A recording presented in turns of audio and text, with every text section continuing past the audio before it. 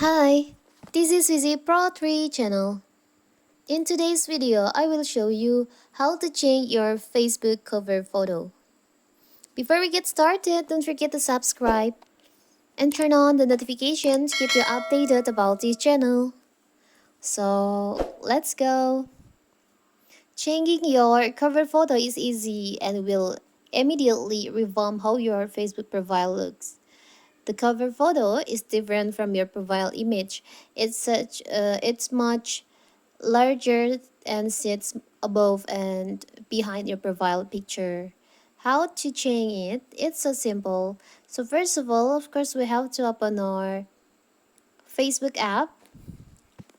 Now you can go to your profile, but tap on the three lines over here. You can tap on your profile. Here's my recent profile cover photo, Facebook cover.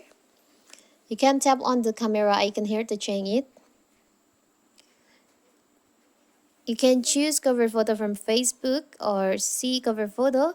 Because I want to choose the cover photo from my gallery, I will choose upload photo. And I will choose this one.